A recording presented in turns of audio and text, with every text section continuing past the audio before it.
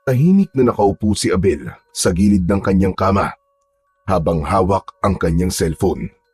Nag-reply siya sa message ng nobya niyang si Elisa na susunduin niya ito sa bahay nito ng gabing yon. Tumayo si Abel at kinuha ang helmet at susi ng kanyang motor. Lumabas siya ng kanyang kwarto at naglakad palabas ng pinto ng kanilang bahay. Ngunit nang hahawakan na niya ang doorknob, ay narinig niya sa likuran ang malaking boses ng ama niyang si Abraham. Abel, saan ka na naman ba pupunta? Abay gabing-gabi na. Hindi nagsalita si Abel. Nanatili siyang nakatalikod sa kanyang ama. Abel, ano ba? Huwag ka magpanggap na hindi mo ako naririnig. Saan ka pupunta? At sino na namang kikitain mo? Ano ba, Papa? Hindi na ako bata para bantayan mo ako ng 24 oras. Hindi mo na rin kailangan alamin kung saan pa ako pupunta at sino kasama ko. Hindi ka na pwedeng umalis, Abel. Dito ka lang. Wala kang pakialam, Papa, kung saan ako pupunta. At pwede ba? Kung iniisip mo na magpapapigil ako sa'yo, nagkakamali ka. Hindi mo ba naiintindihan? Delikado sa labas. May nawawala na namang tao kanina. Hindi ka ba talaga natatakot sa mga aswang na gumagala dito sa lugar natin? Nagpapakamatay ka na ba? Huwag niyo akong itulad sa inyo na takot sa mga aswang. Hindi ako takot sa kanila. Napakayabang mo magsalita, Abel. Wala kang laban sa kanila. Pumirmi ka lang dito sa bahay. Napailing si Abel. Humarap siya kay Abraham habang nakangisi. Sinalubong niya ang tingin nito upang iparamdam na hindi siya nito kayang kontrolin. Makikipagkita ka na naman kay Elisa, di ba? Simula na maging nobya mo siya, nagbago ka na. Nawalan ka na ng respeto sa akin. Hindi mo na rin kilala ang Diyos dahil sa Kanya. Si Elisa? Siya ang sinisisi mo? Hindi mo ba naisip na ikaw ang dahilan kung bakit ako nagbago? Bakit hindi mo isisi sa sarili mo kung bakit ako nagkakaganito, Papa? Natigilan si Abraham sa sinabi ni Abel. Tila umurong ang dila nito at nanatili itong nakatingin kay Abel habang bahagyang nanlalaki ang mga mata. Nakalimutan niyo na ba? Wala kang ginawa ng patayin si Mama. Habang buhay nang nasa utak ko ang pangyayaring yun. Imbis na iligtas mo siya, wala kang ginawa. At alam mo kung ano pang nakakabwisit? Wala ring ginawa ang Diyos mo para iligtas si Mama. Kaya sabihin mo sa akin, Papa, bakit ko siya paniniwalaan? Pinoprotektahan lang kita, Abel. At bastusin mo na ako, pero wag ang Diyos. Parehas lang kayo ng Diyos mo, Papa. Parehas kayong walang ginagawa kapag may kailangan ng tulong. Parehas kayong duwag. Isang malakas na sampal ang dumapo sa pisngi ni Abel mula kay Abraham. Sandaling natigilan si Abel habang ramdam niya ang pag-init ng kanyang pisngi. Matapang siyang tumingin sa kanyang ama at ipinakita niyang hindi siya nasaktan sa sampal nito. Matiim niya itong tinignan bago siya tumalikod at tuluyang binuksan ang pinto. Abel, teka! Abel, patawarin mo ako! Nabigla lang ako! Hindi pinakinggan ni Abel si Abraham. Dumiretso siya sa garahe at sumakay na sa kanyang motor. Matapos na magsuot ng helmet, ay pinaandar niya yon palabas ng kanilang bakuran. Tumiim ang bagang niya at naisip niya na kailanman ay hindi na siya babalik sa dati. Malakas ang ugong ng motor ni Abel habang binabagtas ang madilim na kalsada patungo sa bahay ni Elisa. Wala siyang pakialam kung sobrang bilis na ng takbo niya. Ang tanging nasa isip niya ng sandaling yon ay ang makalayo sa bahay nila. Si Abel ay 27 taong gulang. Matangkad siya at may matipunong pangangatawan. Ngunit ang kalooban niya ay puno ng sugat na kailanman ay hindi na maghihilom. Hindi siya dating swail. Noong bata pa siya ay isa siyang masunuring anak. Madalas siyang sumasama sa ama sa simbahan, nakikinig sa mga sermon at lumuluhod sa harap ng altar upang manalangin. Ngunit nagbago ang lahat ng yon isang gabi. 3 taon na ang nakalilipas. Sumalakay ang mga aswang sa bahay nila pinamumunuan ni Gaspar. Ilang taon na ring dahilan ng takot ng mga tao sa lugar nila, sina Gaspar. Nasaksihan ni Abel kung paano pinunit ng mga aswang ang laman ng kanyang ina at kung paano ito sumigaw sa sakit habang nilalapa ito ng mga aswang. Inasahan ni Abel noon na ililigtas ng tatay niya ang kanyang ina, pero hinila lang siya nito palayo. Hindi man lang nito sinubukang labanan ang mga aswang. Hindi man lang nito kinuha ang itak sa kusina o sinubukang iligtas ang nanay niya. Ang tanging ginawa lamang ng tatay niyang si Abraham ay ang pagtakbo palayo habang hawak si Abel na umiiyak, nagpupumiglas at humihingi ng saklolo. Doon na nga nagsimulang mamatay ang pananampalataya sa Diyos ni Abel at ang pagmamahal niya sa kanyang ama. Simula noon, wala ng Diyos para kay Abel, wala ng pananalig, at wala na siyang paniniwala sa kapangyarihan ng dasal. At higit sa lahat, wala na rin siyang respeto sa kanyang ama.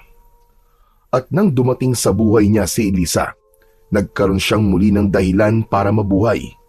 Si Elisa ang nagbigay sa kanya ng liwanag sa gitna ng kadilimang nakabalot sa kanyang pagkatao. Sa tuwing kasama niya si Elisa, ay magaan ang pakiramdam niya dahil naiintindihan siya nito at nakikinig ito sa lahat ng hinaing niya sa buhay. Kaya kahit gaano pa katindi ang pagtutol ng ama ni Abel sa kanilang relasyon, ay hindi niya ito pinakikinggan. Para kasing hindi niya ito iniinda. Kay Abraham, si Elisa ang dahilan kung bakit siya nagbago, kung bakit siya naging suil, at kung bakit siya lumayo sa Panginoon. Pero wala itong alam dahil si Elisa na lang ang dahilan kung bakit gusto pa niyang mabuhay. Pinigapan ng gusto ni Abel ang throttle ng kanyang motor at tinatakbo yon ng mas mabilis. Malapit na siya sa bahay ni Elisa. Kailangan niyang makita ito. Nais niya itong mayakap at madama ang init ng labi nito. Dahil sa mundo niyang puno ng kadiliman, ay si Elisa na lang ang tanging liwanag niya. Nang malapit na si Abel sa bahay ni na Elisa, ay nakita niya agad ang kanyang kasintahan na nakatayo sa harap ng bahay nito na parang kanina pa siya hinihintay. Nakasuot ito ng simpleng puting bestida. Huminto si Abel sa harapan ni Elisa at inabot niya rito ang isang helmet. Agad naman niyong kinuha ni Elisa at isinuot. Alam na nito ang gagawin. Sumakay ito sa likuran ni Abel at mahigpit na yumakap mula sa likod niya. Sa sandaling yon ay nawala ang bigat sa dibdib ni Abel. Ang away nila ng kanyang ama at ang galit niya rito ay natabunan ng presensya ni Elisa. Pinaandar niya ang motor at mabilis nilang tinahak ang kalsada palayo sa kanilang baryo. Dumaan sila sa isang makitid at masukal na daan kung saan tanging ang ilaw ng kanyang motor ang nagsisilbing gabay nila sa dilim. Ilang sandali pa, huminto sila sa gilid ng isang kakahuyan. Bumaba sila ng motor at naglakad patungo sa isang burol na madalas nilang puntahan. Inakyat nila yon at nang marating nila ang tuktok ay naupo sila sa damuhan. Mula roon, tanaw na tanaw nila ang buong baryo at ang kalangitan na puno ng mga bituin. Tahimik na pinanood ni Abel si Elisa habang nakatingala ito sa kalangitan. Sa ilalim ng liwanag ng buwan ay lalong lumutang ang kagandahan nito. Makinis ang kutis ni Elisa at meron itong mahabang buhok na bahagyang sinasayaw ng hangin. Tumingin si Elisa kay Abel at matamis itong ngumiti.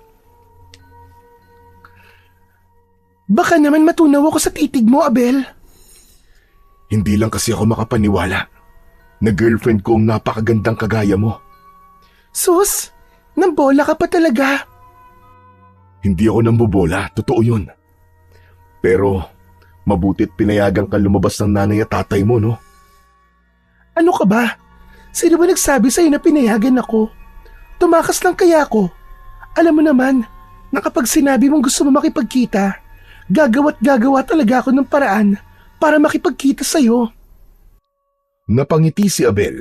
Alam niyang malapit sa pamilya si Elisa, pero sa kanya ay handa nitong suwayin ang mga magulang nito kahit paminsan-minsan.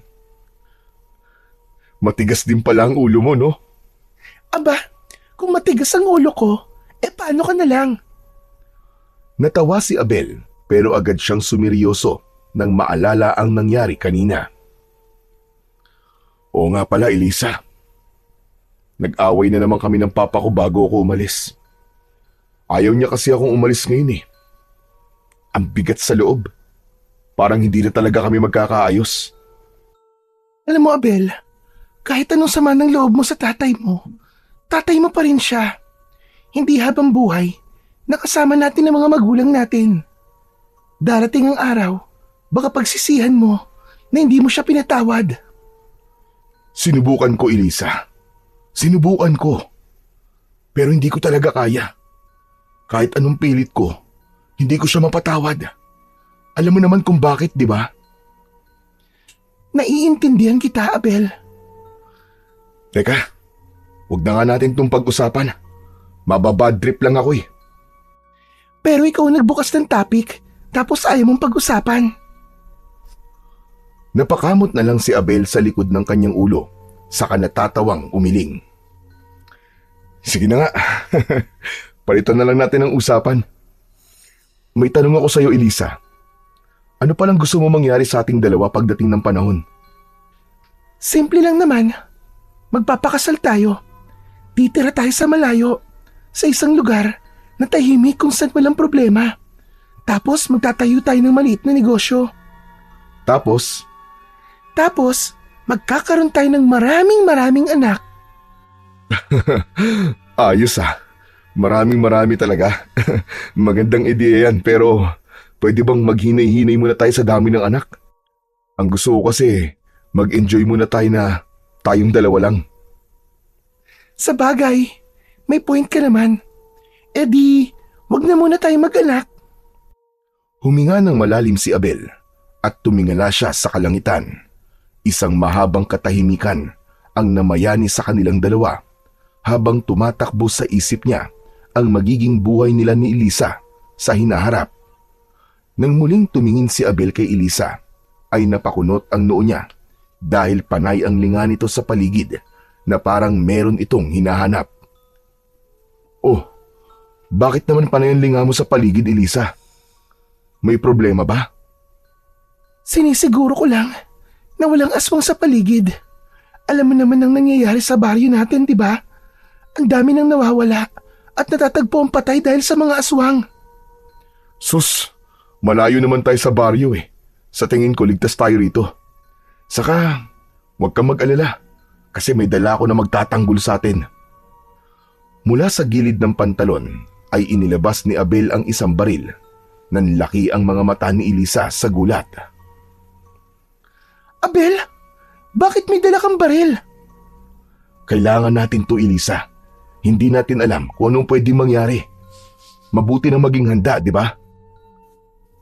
Pero, saan mo ba yan nakuha? Hindi ko alam na may baril ka pala. Kay Papa, itinakas ko lang to. Abel, kapag nalaman ng tatay mo na kinuha mo yan, siguradong magagalit siya sa'yo. Napangisi si Abel dahil wala siyang pakialam kahit magalit pa sa kanya ang tatay niya. Sa dami ng baril ni Papa, sigurado kong hindi niya mapapansin na nagkulang yun. May isang kwarto sa bahay namin na punong-puno ng baril. Mga koleksyon ni Papa. Pero alam mo ba, Elisa? Sa dinami-dami ng baril ni Papa, kahit isa sa mga baril na yon ay wala man lang siyang nagamit para iligtas si Mama nun sa mga aswang. Tahimik na tumitig si Elisa sa kanya at hinawakan nito ang isa niyang kamay at marahan nito yung pinisil. Abel, naiintindihan ko ang nararamdaman mo. Pero sana, isang araw, mahanap mo sa puso mong pagpapatawad. Hindi sumagot si Abel. Tumingin lamang siya sa malayo. Nang sandaling yun, sigurado siya na hindi pa niya kayang patawarin ang kanyang ama. Maya-maya pa ay umusog si Abel palapit kay Elisa. Malamig ang hangin, ngunit ramdam na ramdam ni Abel ang init ng katawan ni Elisa nang dumikit siya rito. Dahan-dahan niyang inilapit ang kanyang mukha sa dalaga habang nakatitig siya sa malambot nitong labi. Ngunit bago niya maidikit ang labi niya sa labi ni Elisa, bigla itong lumingon sa paligid. Abel, ano ba? Baka may makakita sa atin dito. Sino bang makakakita sa atin dito? Ang mga alitaptap? Mga ibon? O baka naman natatakot kang may paniki na nakatingin sa atin? Natawa si Elisa sa sinabi ni Abel. Sa gitna ng pagtawa nito, hindi na nagdalawang isip si Abel. Hinawakan niya ang pisngi ng dalaga at marahan niyang inilapit ang kanyang mukha dito. Huminto si Elisa sa pagtawa at naglapat na ang kanilang mga labi. Subalit sa gitna ng katahimikan ng gabi, isang mahinang kaluskos ang narinig nila. Mabilis na tumayo si Abel at dinukot ang baril mula sa kanyang pantalon. Sino yan? May baril ako para sa kaalaman mo! Walang sumagot kay Abel. Tumayo na rin si Elisa at humawak ito sa braso ni Abel. Abel, umuwi na lang tayo. Sige na. Natatakot na ako dito. Okay, sige. Aalis na tayo. Ramdam ni Abel ang panginginig ng kamay ng dalaga. Muli niyang iginala ang tingin sa paligid upang makasiguro na walang ibang tao o kung anong nilalang ang naroon, ngunit wala siyang nakitang kahit na anong kakaiba. Nagbugtong hininga si Abel, saka ibinalik ang baril sa kanyang pantalon. Mabilis nilang tinahak ang daan pababa sa burol habang hawak niya ang kamay ni Elisa. Tahimik silang naglakad habang kapwa sila alerto sa kanilang paligid. Nang marating nila ang kinaroroonan ng motor, ay agad silang sumakay at pinaandar na yun ni Abel palayo sa lugar na yon. Nang makalayo sina Abel sa lugar kung saan sila nagtungo ni Elisa, ay bahagya niyang binawasan ang bilis ng takbo ng kanyang motor. Nais pa niyang makasama ng mas matagal ang kanyang nobya, pero kahit na anong bagal ng pagpapatakbo ang gawin niya, ay hindi niya namalayan na nasa harapan na sila ng bahay ni Elisa. Bumaba si Elisa ng motor. Hinubad nito ang helmet, sabay abot kay Abel. Dito na lang ako hanggang sa labas, mahal. Baka makita pa ako ng mga magulang mo eh. Paniguradong magagalit ang mga yon kapag nakita ko. Mag-iingat ka sa pag-uwi mo, Abel, ha? Dahan-dahan ka sa pagmamaneho. Good night, Abel. Saglit na tumitig si Abel sa dalaga. Gusto niya pa sanang makasama ito ng mas matagal, pero alam niyang hindi pwede. Lumingon muna si Elisa sa paligid bago siya mabilis na lumapit kay Abel at hinalikan ito sa pisngi. Napangiti si Abel pero hindi na siya sumagot pa. Pinanood niya si Elisa habang papasok na ito sa bahay nito. Matapos na makapasok ni Elisa, ay pinaandar na ni Abel ang kanyang motor palayo. May malaking ngiti si Abel nang pumasok siya sa bahay nila, pero ang ngiting yun ay agad na nawala nang makita niya ang ama niyang si Abraham na nasa sala. Nakaupo ito sa malambot na sofa at maitim na nakatingin sa kanya. Pinili ni Abel na wag na lang itong pansinin at dumiretso sa kanyang kwarto, pero bago pa siya makalagpas, nagsalita ang kanyang ama. Abel, kailangan natin mag-usap. Wala akong gana makipag-usap sa'yo. Saka sa pagkakaalam ko, wala naman tayong dapat pag-usapan. Kahit ilang beses ko nang sinabi ito sa'yo, anak, pero sasabihin ko pa rin. Hindi ko pinabayaan ang nanay mo. Iniisip ko lang ang buhay mo. At alam ko rin na yun din ang gusto niyang gawin ko. Napahinto si Abel at naikuyom niya ng mariin ang kanyang mga kamay. Kung lumaban ako ng gabing yun, malamang kasama tayong dalawa sa napatay ng mga aswang. Sana nga kasama na lang ako sa pinatay ng mga aswang. Mas gugustuhin ko pang namatay na lang ako kaysa habang buhay kong dalhin tong sakit sa puso ko kasi wala na si Mama. Hindi na hinintay ni Abel ang sagot ni Abraham. Mabilis siyang naglakad papunta sa kanyang kwarto at malakas na isinara ang pinto na yumanig sa katahimikan ng kanilang bahay. Kinabukasan ng umaga, tahimik na nag-almusal sina Abel at Abraham sa mahabang kahoy na mesa sa kanilang bahay. Normal na sa kanilang dalawa na hindi nag-uusap kapag kumakain. May kalumaan na ang bahay nila pero halatang marangya sa laki at sa mamahaling kagamitan. Habang humihigop ng kape si Abel, ay nagsalita ang kanyang ama. Abel, may natagpo ang patay kanina madaling araw malapit sa gubat. Nakakaawa kasi buntis ang pinatay ngayon ng mga aswang. Wakwak ang tiyan at wala nang sanggol sa loob ng kanyang tiyan. Wala talagang awa ang mga aswang na yon. Wala na silang pinipiling biktimahin. Nagkunwari si Abel na hindi niya narinig ang sinabi ni Abraham. Alam niya na gumagawa lang ito ng paraan para magkausap silang dalawa. Kaya ayokong lumalabas-labas ka ng gabi, Abel. Ayoko may mangyaring masama sa'yo. Huwag mo sana masamain ang pagbabawal kong yun sa'yo dahil wala akong ibang gusto kundi ang protektahan ka, anak. Kaya kong ipagtanggol ang sarili ko. Hindi na ako bata. Kung taong makakaharap mo, baka may laban ka pa. Pero kung mga alagad ni Gaspar, ay ibang usapan na yun, anak. Alam mo kung gaano kasama si Gaspar. Hindi titigil si Gaspar hanggang hindi nauubos sa mga tao rito. At alam mo kung bakit. Muling nagbalik sa alaala ni Abel ang mga kwento nung bata pa siya. Matagal nang may alitan ang baryo nila at si Gaspar. Nung una, palihim lang kung umatake ang mga aswang. Pero isang gabi, natuntun ng mga taga-baryo ang asawa ni Gaspar na isa ring aswang. Pinatay ito ng mga tao at sinunog pa ang katawan. Simula noon, isinumpa ni Gaspar na maghahasik siya ng takot at kamatayan sa lugar na yon. Kung pwede nga lang sana tayong umalis dito ay matagal ko nang ginawa. Pero hindi pwede. Kasi nandito ang ating kabuhayan, anak. Hindi pwedeng wala tayo rito. Dahil baka kung ano mangyari sa negosyo natin. Ang tinutukoy ni Abraham na kabuhayan nila ay ang malawak na taniman nila ng nyog. Hindi sumagot si Abel. Totoo naman ang sinabi ng kanyang ama. Isa sila sa pinakamaykaya sa kanilang lugar. Kung aalis sila, ay marami silang bagay na may iwan sa lugar na yon. Pero sa kabila ng lahat ng pag-atake ng mga aswang sa lugar nila, ay hindi pa rin nararamdaman ni Abel ang takot.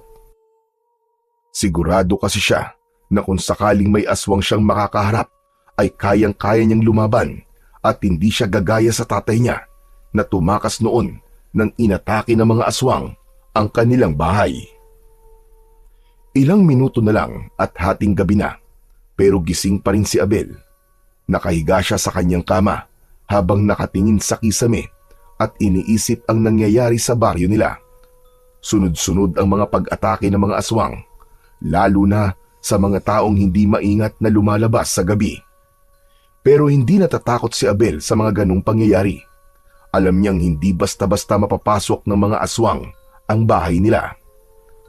Matapos ang nangyari noon na pinasok sila ng mga aswang, ay nagpatayo si Abraham ng mas matibay na bahay. Mula sa simpleng kahoy na tahanan, naging isang konkretong bahay yun na may matataas na pader at matitibay na bakal sa bawat bintana. Napaiktad si Abel nang biglang tumunog ang kanyang cellphone na nasa tabi niya. Kinuha niya yon at nang makita niya ang pangalan ni Elisa sa screen, ay agad niya yung sinagot. Elisa? Elisa, napatawag ka. Bakit gising ka pa? Ikaw nga, gising ka pa rin yata eh. Alam mo ba kung anong meron bukas? Bukas? Wala naman ako naaalala ng espesyal na araw bukas ha. May okasyon ba? Grabe ka naman. Nakalimutan mo na. Nakakapagtampo ka naman, Abel. Nagbibiro lang ako. Paano ko naman makakalimutan na bukas na ang 3rd anniversary natin? Buti at alam mo, akala ko talaga nakalimutan mo na eh. Saan mo gustong pumunta bukas? O baka may gusto kang gawin? May lakad kami ng family ko bukas. Simula umaga hanggang hapon. Hindi ako pwedeng umalis. Eh di sa gabi na lang. Pwede ka ba? Oo, gabi na lang tayo magkita para makapag-celebrate tayo ng anniversary natin kahit papano. Sige, walang problema doon. Doon na lang ulit tayo sa burol. Alam mo na, espesyal ang lugar na yun para sa atin, di ba? O sige Abel, 10:00 mo na lang ako sunduin para siguradong tulog na ang lahat ng kasama ko rito sa bahay. Okay, excited na akong makita ka bukas, Elisa. Ako rin Abel. Sige na, matulog ka na. Bye Abel. Pagkatapos ng tawag ay napangiti si Abel. Hindi niya namalayan na 3 taon na pala silang magkasintahan ni Elisa.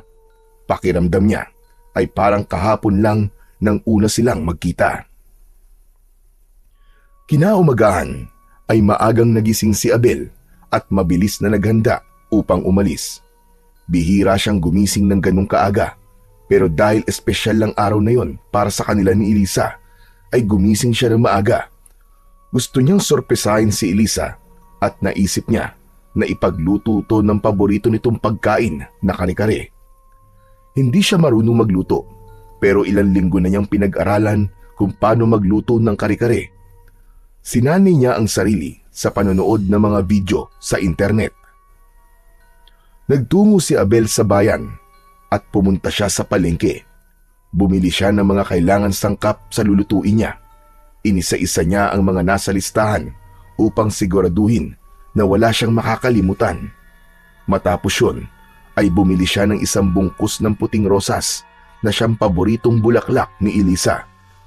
Umuwi siya at agad na nagsimulang magluto. Sa kusina, abala si Abel sa paghihiwa ng mga rekado at pagpapakulo ng sos. Inisip niya na mas mabuting lutuin niya na yon ng maaga at initin na lang mamaya upang hindi siya magahol sa oras. Habang inaayos niya ang timpla ng sos ng kare-kare, ay biglang dumating ang ama niyang si Abraham. Napahinto ito sa pinto ng kusina at napakunot ang noo habang nakatingin kay Abel. Aba, himala yata. Hindi ako sanay na nakikita ka nagluluto. Hindi sumagot si Abel at nagpatuloy lamang siya sa kanyang ginagawa. Lumapit naman si Abraham at sinilip ang niluluto niya. Para kay Elisa ba yan? Hindi ba paborito niya ang kare-kare? Paano niyo naman po nalaman na paborito niya to? Narinig ko minsan nakausap mo siya sa cellphone. Sinabi mo noon na paborito niya to. Kumuha si Abraham ng kutsara at takmang kukuha sa sos na niluluto ni Abel. Agad niya tong pinigilan. Anong gagawin mo? Titikman ko kung okay ang lasa. Hindi na ito napigilan pa ni Abel. Tinikman yun ni Abraham at napansin niya na bahagyang napasimangot ito. Oh, bakit ganyan ang reaksyon mo? Medyo maalat, Abel. Dagdagan mo ng konting tubig. Napakunot noo si Abel, pero sinunod niya ang payo ng kanyang ama. Nang siya mismo ang tumikim, ay napagtanto niya na tama nga ang kanyang ama. Napabuntong hininga siya at nagdagdag ng konting tubig. Saglit na katahimikan ang namayani bago muling nagsalita si Abraham. Pasensya ka na, Abel, ha? Kung palagi kong sinisisi si Elisa sa pagbabago mo. Alam kong mabuting babae si Elisa.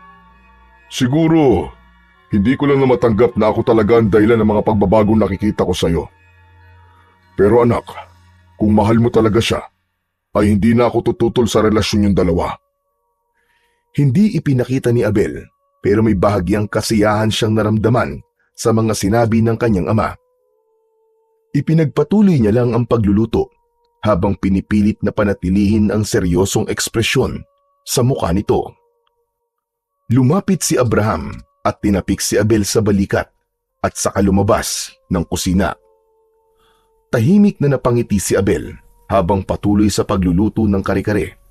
Kahit galit siya sa tatay niya, ay malaking bagay para sa kanya na tanggap na nito ang babaeng kanyang iniibig. Pagsapit ng gabi, ilang minuto bago sumapit ang 10:00 ng gabi, ay sinimulan na ni Abel na ayusin ang mga dadalhin niya para sa date nila ni Elisa. Inilagay niya ang kare-kare sa isang food container. Naglagay din siya ng kanin sa isa pang lalagyan. Hindi rin niya kinalimutan ang kubyertos, pinggan, tubig at baso. Maingat niyang inilagay ang mga yon sa isang basket at siniguro niyang maayos ang pagkakalagay niya para hindi magkagulo ang mga yon habang nasa biyahe siya. Huli niyang kinuha ang isang bungkus ng puting rosas na binili niya kanina sa bayan.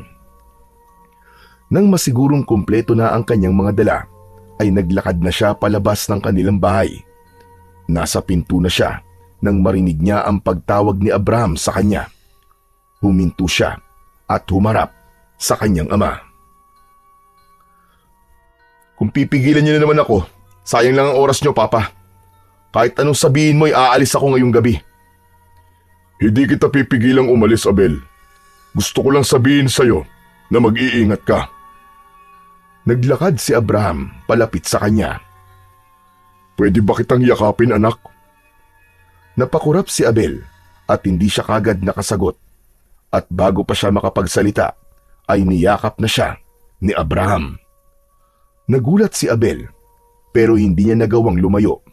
Ilang taon na ang lumipas simula nang huli siyang yakapin ng tatay niya, kaya nanibago siya sa pakiramdam na nakakulong siya sa mga bisig ng kanyang ama. Nag-init ang mga mata ni Abel. Tumikim siya at saka lang siya pinakawalan ni Abraham. Tumalikod si Abel nang hindi nagsasalita at dire-diretsong nagtungo sa garahe. Sumakay siya sa kanyang motor. Ipinatong niya sa harapan ang basket na dala at nagsuot ng helmet. Inilagay niya sa tailbox ang motor at ang bulaklak. Siniguro niya na hindi yun mahuhulog. Matapos yun, ay pinaandar na niya ang motor at tuluyang nilisan ang bahay nila habang may bigat sa dibdib niya na hindi niya maipaliwanag kung saan nanggagaling. Makalipas ang ilang sandali, ay inihinto ni Abel ang motor niya sa tapat ng bahay ni Elisa. Naroon na ang dalaga at matyagang naghihintay sa kanya. Isang matamis na ngiti ang lumitaw sa mukha ni Elisa nang mapansin ang mga puting rosas na nasa likuran ng motor. May pabula-bulaklak ka pa, ha? Hindi ka na dapat nagkabala pa. Ano ka ba? Anniversary natin eh. Hindi abala to para sa akin.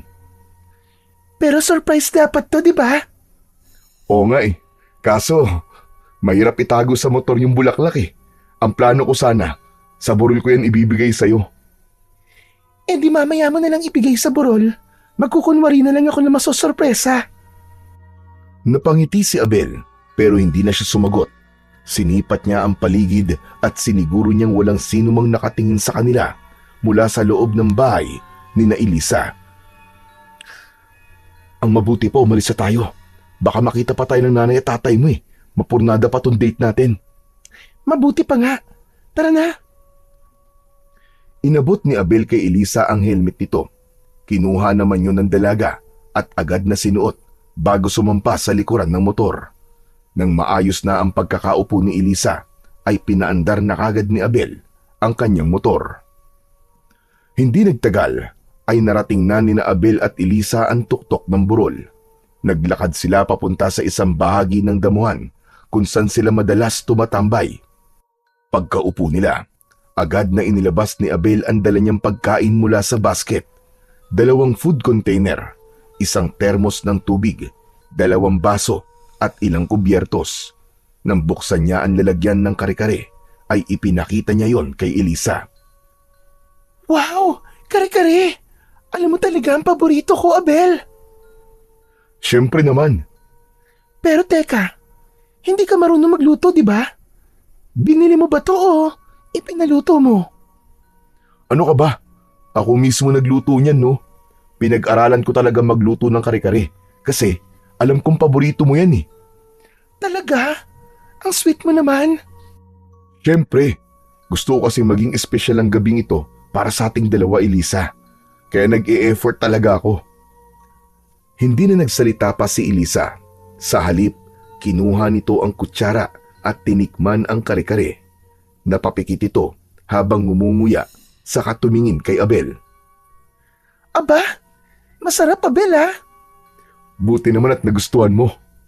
Maya-maya pa, nagsimula na silang kumain. Habang kumakain ay nagkwentuhan sila tungkol sa kanilang mga plano sa buhay. Matapos nilang kumain, tahimik silang humiga sa damuhan habang nakatingin sa kalangitan. Napakaliwanag ng bilog na buwan ng mga sandaling yon na para bang nagbabantay sa kanila. Ramdam na ramdam ni Abel ang kasiyahan ni Elisa kahit hindi ito nagsasalita. Alam niya na sapat na sa nobya niya na magkasama sila at hindi nito kailangan ng mamahaling bagay o regalo. Pero gusto rin naman ni Abel na mabigyan ng regalo si Elisa na hindi nito makakalimutan. Makalipas ang ilang sandali ay marahang bumangon si Abel at tumingin siya kay Elisa. Elisa, tumayo ka na muna dyan. May gagawin tayo. Ha? Anong gagawin natin Abel? Baka kung ano na yan ha? Huwag dito. Pambihira ka naman, ang dumi naman ng isip mo. Sige na, tumayo ka na. Inilahad ni Abel ang dalawa niyang kamay at agad naman yung inabot ni Elisa.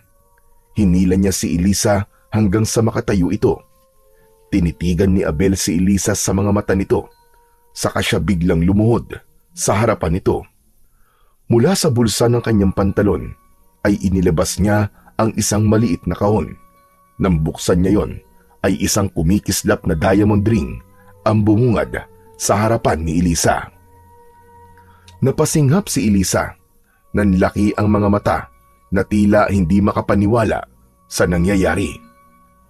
Tumingala si Abel at ngumiti.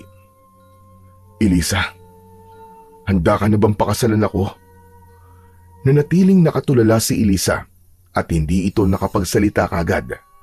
Tumulo ang luha ng dalaga sa kamarahang tumango. Oo, Abel. Oo. Gusto ko magpakasal sa'yo. Napasuntok sa hangin sa labis na kasiyahan ang binata. Maingat niyang kinuha ang singsing mula sa kahon at sinuot yun sa daliri ni Elisa. Pagkatayo ni Abel ay agad siyang niyakap ni Elisa ng mahigpit na para bang ayaw na siya nitong pakawalan.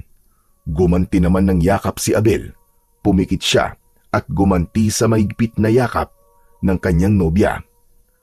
Habang magkayakap ang dalawa, ay nakarinig sila ng yabag sa kung saan. Lumingon sila sa pinagmumula ng tunog at nagulat sila nang makita ang isang grupo ng kalalakihan na nakatayo ilang metro lamang ang layo sa kanila. Agad na inilagay ni Abel si Elisa sa kanyang likuran. Nanlamig ang buong katawan ni Abel nang makita kung sino ang nasa unahan ng mga lalaki. Walang iba kundi si Gaspar, ang pinuno ng mga aswang sa kanilang baryo. Nakangisi ito at may mapanuksong ekspresyon sa muka. Napakaganda naman ng eksenang naabutan namin. Sige lang, huwag kayong mahiya. Ituloy niyo lang ang inyong ginagawa. Umalis na kayo! Nananahimik kami rito! Kanina pa kami naglalakad sa baryo. Tila lahat ng tao ay nag-iingat na sa amin. Kaya naisipan namin magtungo rito. Hindi naman namin inaasahan na dito pala kami makakahanap ng pagkain namin ngayong gabi. Aba, maganda yata ang dalagang kasama mo. Nobya mo ba siya? Huwag mo siyang gagalawin! Kung ayaw niyo masaktan, umalis na kayo rito! Mabilis na hinugot ni Abel ang baril mula sa gilid ng kanyang pantalon at itinutok yon kay Gaspar. Ngunit sa halip na matakot, tumawa lang si Gaspar at sa isang iglap, nag-anyong aswang na sina Gaspar at ang lahat ng mga lalaking kasama nito. Tila may isang kumpul na mga halimaw sa kanilang harapan. Bakas sa mukha ng mga aswang ang labis na gutom at pagkauhaw sa sariwang dugo. Bagamat nakakatakot, ay hindi nagpatinag si Abel. Mahigpit niyang hinawakan ang kamay ni Elisa at hinatak niya ito sa kabilang bahagi ng burol. Elisa! Takbo! Walang pag-aalinlangan na sumunod si Elisa kay Abel. Narinig nila ang nakakakilabot na pag-angil ng mga aswang na nakasunod sa kanila. Lumingon saglit si Abel. Itinutok niya ang baril sa mga aswang at nagpaputok siya ng sunod-sunod. 2 aswang ang bumagsak sa lupa, pero alam ni Abel na sa dami ng mga aswang na humahabol sa kanila ay kulang ang bala na meron ang kanyang baril. Patuloy sa pagtakbo sina Abel at Elisa. Walang ibang nasa isip si Abel kundi ang mailigtas si Elisa. Ngunit napahinto sila sa pagtakbo nang sumulpot sa unahan nila ang napakaraming aswang.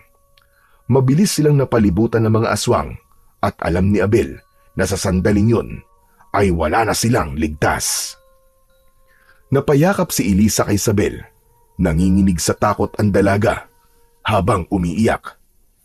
Abel, ayoko pang mamatay. Hindi ka mamamatay, Elisa. Hindi tayo mamamatay. Pinapangako ko yan sa'yo. Niyakap ni Abel si Elisa. Ipinaramdam niya rito na handa siyang protektahan ito kahit sariling buhay pa niya ang maging kapalit. Maigpit niyang hinawakan ng baril at walang pag-aalinlangang nagpaputok sa mga aswang. Patuloy siya sa pagkalabit sa gatilyo hanggang sa tuluyan na yung naubusan ng bala. Narinig nila ang mabagal na pagtawa ni Gaspar. Lumabas ito mula sa kumpul ng mga aswang habang may nakakalokong ngisi.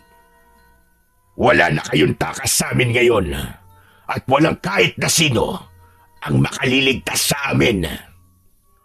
Sumenya si Gaspar sa mga alagad nitong aswang at sabay-sabay na sumugod ang mga aswang kina Abel at Elisa. Mabilis silang hinawakan ng mga aswang sa magkabilaang braso at pilit silang pinaglayo. Abel! Abel, tulungan mo ako! Tulungan mo ako! Elisa! Pakawalan niyo siya! Kung gusto niyo, ako na lang ang patayin niyo! Hinawakan ng 2 aswang si Abel sa magkabilaang braso. Sa higpit ng pagkakahawak ng mga yon ay hindi niya magawang makawala kahit na anong pagpupumiglas pa ang kanyang gawin. Lumapit si Gaspar kay Elisa. Sinuklay nito ang buhok ng dalaga gamit ang matutulis nitong kuko. Idinikit pa ni Gaspar ang mukha nito sa leeg ni Elisa at sinimsim yun. Napakabango mo! Parang awa niyo na po. Huwag niyo po akong sasaktan. Maawa po kayo sa akin. Napapikit si Abel sa matinding galit at pagkasuklam. Hayop ka! Hayop ka, Gaspar! Pakawalan niyo siya! Papatayin ko kayong lahat! Lumingon si Gaspar sa kanya habang nakangisi. Hindi nagtagal ay bumalik ang tingin nito kay Elisa. Ihiga niyo ang babaeng yan! Anong gagawin niyo kay Elisa? Teka! Anong gagawin niyo sa kanya? Abel! Abel, tulungan mo ako! Abel! Nagpumiglas si Elisa nang hilahin ito ng mga aswang pabagsak sa lupa. Paulit-ulit itong nagmakaawa, ngunit tinatawanan lang ito ng mga aswang. Nang tuluyang maihiga ng mga aswang si Elisa, ay lumuhod si Gaspar sa tabi ni Elisa at sinira nito ang damit ng dalaga gamit ang mga kuko nito. At sa mismong harapan ni Abel ay pinagsamantalahan ng pinuno ng mga aswang ang kanyang nobya. Halos mabaliw si Abel ng sandaling yun. Nanginginig ang buo niyang katawan habang patuloy siyang nagpupumiglas mula sa pagkakahawak ng mga aswang. Halos mawalan siya ng boses sa kakasigaw, ngunit wala siyang nagawa. Gusto niyang isipin na panaginip lang ang lahat, pero alam niya sa sarili na yun ang realidad. Ang mga kuko ng mga aswang na nakahawak sa kanya ay mas lalong lumalim sa kanyang laman, habang pinipigilan siyang makalapit kay Elisa. Napuno ng halakhak ni Gaspar ang paligid nang matapos ito sa kahalayang ginawa kay Elisa. Ngunit ang sumunod na nangyari ang tuluyang dumurog sa pagkatao ni Abel. Biglang sinakmal ni Gaspar ang leeg ni Elisa. Tumilamsik ang dugo ng nobya niya sa lupa. Kitang-kita niya ang paghihirap sa mukha ni Elisa. Ngunit hindi pa rin natapos ang lahat. Winakwak ni Gaspar ang dibdib ni Elisa at kinuha nito ang puso ng dalaga. Sarap na kinain ni Gaspar ang puso ni Elisa. Huminto ang mundo ni Abel. Nanghina ang kanyang katawan at wala na siyang nagawa kundi ang yumuko habang humahagulgol. Sa pag-angat ng kanyang muka ay nasaksiyan niya kung paano pagpiestahan ng iba pang aswang ang walang buhay na katawan ni Elisa. Naglakad si Gaspar papalapit kay Abel. Puno ng dugo ang bibig at ang mga kamay nito.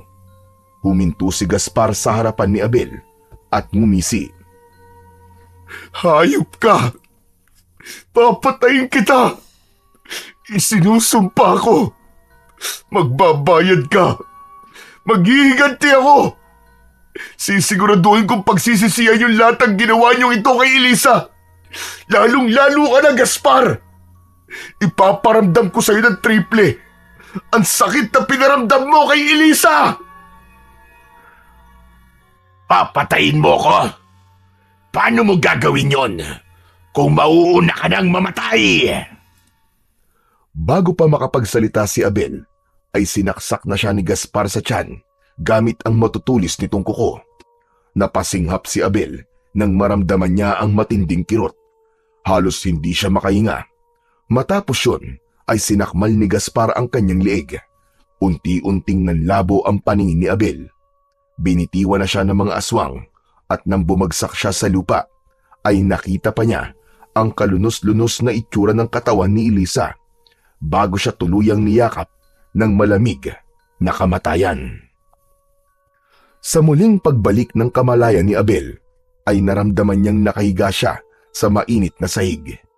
Ibinukas niya ang kanyang mga mata at pakiramdam niya ay galing siya sa isang bangungot.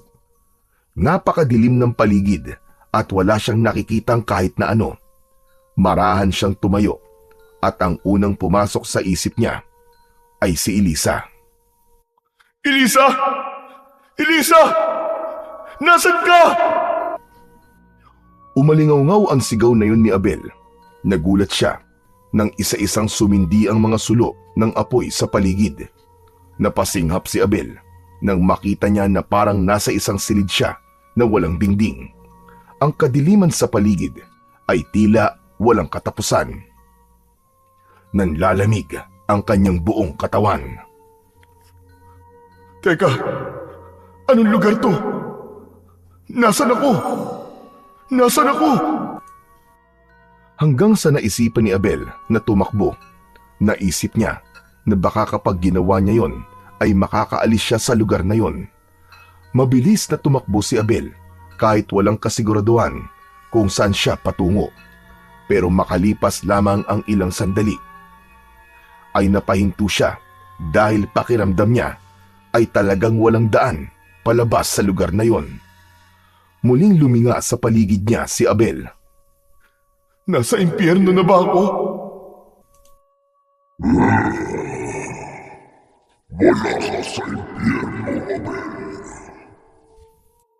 Nagulat si Abel nang may marinig siyang malaki at malalim na boses. Sinundan yun ng mabibigat na yabag mula sa kanyang likuran. Mabilis siyang lumingon at muntik na siyang matumba sa nakita niya. Isang nilalang ang nakatayo ilang hakbang mula sa kanya. Napakalaki nito at halos doble ang taas sa kanya. Ang balat nito ay kulay abo at magaspang na parang balat ng buhaya. Meron din itong mahahabang sungay na maihahalin tulad sa sungay ng isang kambing. Pulang-pula ang mga mata nito at ang mga ngipin nito ay matutulis. Sa likod nito ay may isang pares ng napakalaking pakpak na parang sa paniki. Sa kabila ng nakakakilabot na itsura ng nilalang na yun, ay hindi nagpakita ng takot si Abel. Isa ka ba sa mga alagad ni Gaspar? Nagkakamali ka. Hindi ako alagad ng aswang na pumatay sa iyo at sa iyong iniibig. Ang pangalan ko ay demonyo. Isa akong demonyo at dito ako nakatira sa lugar na kinaroroonan mo ngayon. Napakunot ang noon ni Abel sa kanyang mga narinig. Kung ganun, patay na ako. Tama ka. Ngunit may paraan pa. para bumalik ka sa mundo ng mga buhay upang maisakatuparan mo ang huling sinabi mo bago ka mamatay. Ang paghihiganti ko kay Gaspar. Kaya mo ba akong buhayin ulit? Magagawa mo ba yun?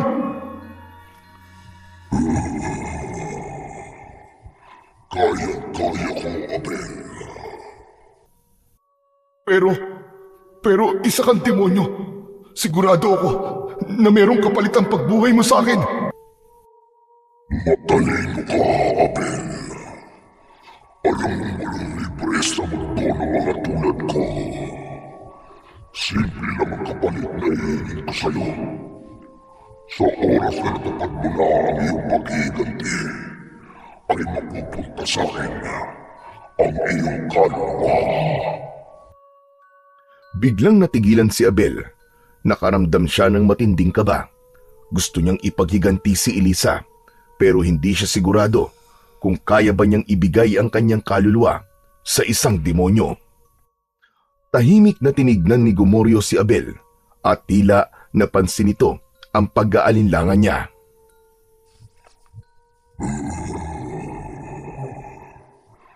Alam kong mahirap ang desisyon ito para sa'yo. Kaya tutulungan kitang makapag-isip. Ipikit mo ang iyong mga mata, Abel. Bagamat nagdadalawang isip, ay sumunod si Abel kay Gomorio. Pumikit siya at agad siyang binalot ng isang nakakatakot na pangitain. Sa harapan niya ay nakita niya si Elisa na pinapatay ni Gaspar. Sunod namang nakita niya ay ang kanyang ama na humahagulgol sa tabi ng kanyang libingan. Bigla niyang ibinukas ang kanyang mga mata at habol niya ang kanyang paghinga. Bumalot sa puso niya ang walang kapantay na puot. Nakapag-desisyon ka na ba, Abel? Oo, pumapayag na ako sa gusto mo mangyari.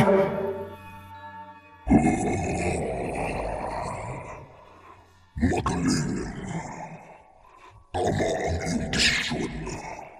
Sigurado ko na hindi mo ito pagsisisihan. Inilabas ni Gomorio ang isang patalim. Gamit yon ay hiniwaan nito ang sariling palad. Inabot ng demonyo ang patalim kay Abel at kahit hindi siya sigurado sa kung ano ang kanyang gagawin, ay tinanggap niya yon. Teka, anong gagawin ko sa patalim na ito?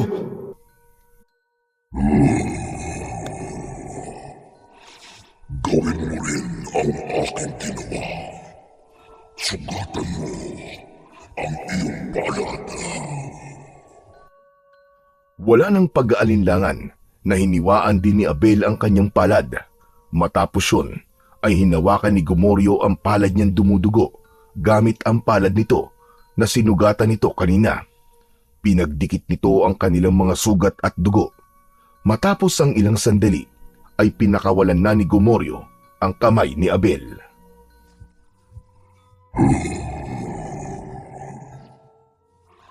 Ngayon, ay ganap na ang ating kasunduan. Hindi na ito mababali at hindi na rin mababawi. Hindi nagtagal ay inilahad ni Gomorio ang isa nitong palad. Nakita ni Abel sa palad ng demonyo ang isang kwintas na may palawit na itim na batong kumikinang sa dilim.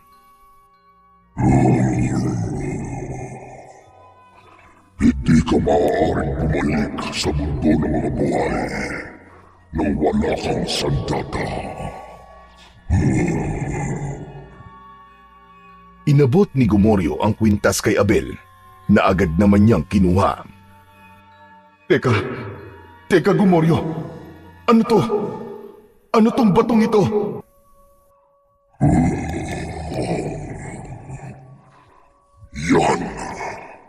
Yan ang mutya ng uwak. Kapag suot mo yan, ay magkakaroon ka ng pambihirang lakas at kapangyarihan. Masusugatan ka, Pero walang makapapatay sa'yo, Abel. Gamitin mo yan sa iyong paghihiganti.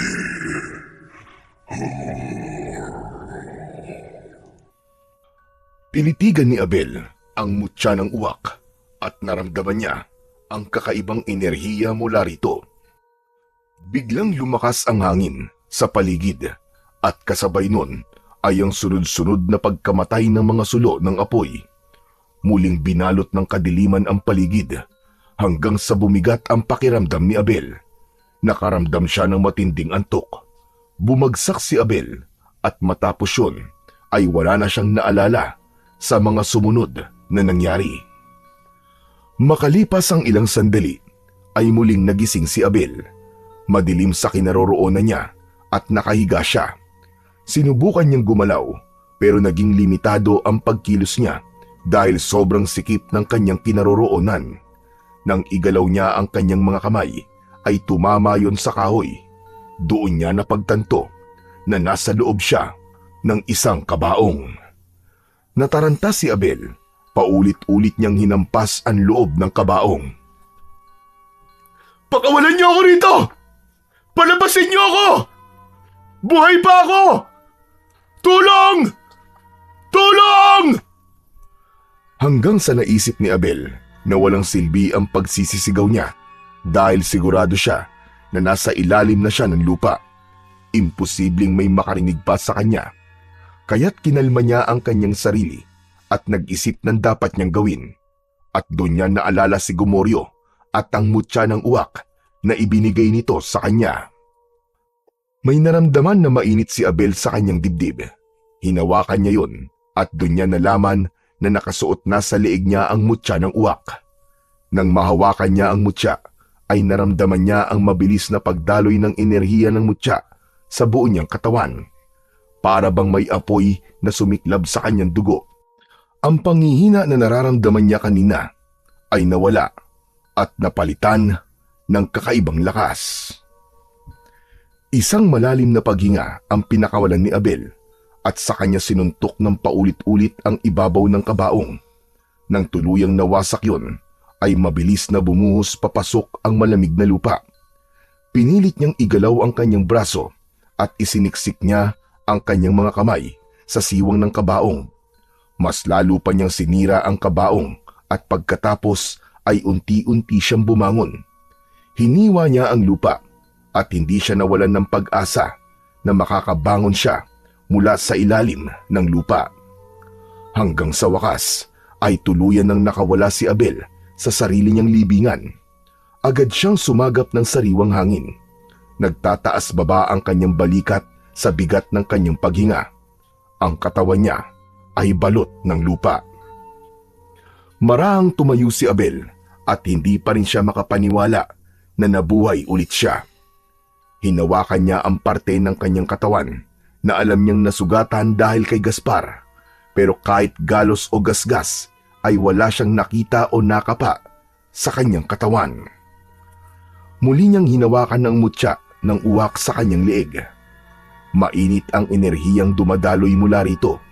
Gumagapang yun sa kanyang katawan at sumasabay sa bawat pintig ng kanyang puso. Napatiimbagang si Abel nang maalala niya ang ginawa ni Gaspar at ng mga alagad nito kay Elisa. Mabilis na bumalot ang galit sa kanyang buong pagkatao. Ngunit nang maalala niya ang kanyang ama at ang ipinakita sa kanya ni Gomoryo na paghagulgul nito sa tabi ng libingan niya, ay tila lumambot ng bahagya ang kanyang puso. Doon niya napatunayan na labis ang pagmamahal ng tatay niya sa kanya. Hindi nagtagal ay nagsimula ng maglakad si Abel palabas ng sementeryo. Wala siyang ibang nais gawin ng sandaling yon, kundi ang makita at yakapin ang kanyang tatay habang sinasabi niya rito na buhay pa siya. Tahimik ang paligid nang makarating si Abel sa tapat ng bahay nila. Malamig mula sa kinatatayuan niya ay natanaw niya na bukas ang ilaw sa may sala, kaya alam niyang gising pa ang kanyang ama. Maingat siyang lumapit sa bintana at sumilip sa loob. Doon niya nakita si Abraham na mag-isang nakaupo sa sofa. Sa harapan nito ay may isang bote ng alak, pero mas pumukaw sa pansin ni Abel ay ang larawan niya na hawak nito. Walang patid ang luha ni Abraham habang nakatingin sa larawan ni Abel. Ramdam ni Abel ang bigat ng kalungkutan ng kanyang ama. Nang makita niya ang labis na kalungkutan ni Abraham, ay isang bagay ang napagtanto niya. Hindi niya maaaring ipaalam dito na bumangon siyang muli mula sa kamatayan dahil alam niyang pansamantala lamang ang buhay na ibinigay sa kanya ni Gomoryo. Kapag natapos na siya sa kanyang paghihiganti, ay mamamatay ulit siya dahil kukunin na ni Gomoryo ang kanyang kaluluwa. Marahang lumayo si Abel sa bintana habang pinipigilan ang sarili na pumasok sa loob ng kanilang bahay. Imbis na magpakita sa tatay niya, ay naisip ni Abel na kumuha ng malinis na damit sa kanyang kwarto dahil napakarumi ng suot niyang barong. Nagtungo siya sa likuran ng bahay at kinuha niya ang hagdan na yari sa kawayan. Isinandal niya yon sa balkonahe ng kanyang kwarto. Tahimik at mabilis siyang umakyat doon. Pagkarating niya sa balkonahe, ay dumiretso na kagad siya papasok sa kanyang kwarto. Agad na lumapit si Abel sa aparador at kumuha siya doon ng malinis na damit at pantalon. Kumuha na rin siya ng panloob. Pero bago pa siya makapagpalit, may naramdaman siya na papalapit sa kanyang kinaroroonan. Agad siyang nagkubli sa ilalim ng kama habang pigil ang paghinga. Ilang segundo lang ay marahang bumukas ang pinto ng kanyang kwarto. Nakita niya mula sa kanyang kinaroroonan ang paa ng kanyang ama. Abel? Abel, nandito ka ba, anak? Narinig kong bumukas ang aparador mo, anak. Anak, kung naririnig mo ko, kahit sa panaginip lang ay magparamdam ka naman sa akin. Miss na kita, anak. Miss na kita. Unti-unting bumagsak ang luha mula sa mga mata ni Abel. Hindi niya kayang makita ang kanyang ama sa ganong kalagayan. Gustuhin man niyang magsalita o magpakita, ay hindi naman niya magawa. Makalipas ang ilang minuto, ay lumabas na si Abraham sa kwarto ni Abel. Nang marinig ni Abel ang pagsara ng pinto, ay saka lamang siya lumabas mula sa ilalim ng kama. Pinunasan niya ang luha sa kanyang muka gamit ang malinis na damit na hawak niya. Matapos yun, ay mabilis siyang umalis ng kanyang kwarto gamit ang hagdan na nakasandal sa balkonahe. Nang makababa si Abel, ay doon na siya nagpalit ng damit hanggang sa naisip niya si Elisa. Kailangan kong bumalik sa sementeryo. Kailangan kong bisitahin ang libingan ni Elisa. Mabilis na naglakad si Abel palabas ng kanilang bakuran. Nang nasa kalsada na siya, ay natigilan siya nang may nakita siyang 3 aswang na nasa ibabaw ng bubong ng isang bahay. Mga alagad ni Gaspar, mabuti naman at kayo na mismo nagpakita sa akin, mga hayop kayo. Hinawakan ni Abel ang mutya ng uwak na nakasabit sa kanyang leeg. Mutya ng uwak, ikaw na ang bahala sa akin. Patunayan mo sa akin na totoo ang sinabi sa akin ni Gomoryo tungkol sa iyo. Sa sandaling yon, naramdaman ni Abel ang init na nagmumula sa kanyang mutya. Parang may dumaloy na kakaibang enerhiya sa kanyang katawan hanggang sa tuluyan siyang nagpasya na harapin ang 3 aswang.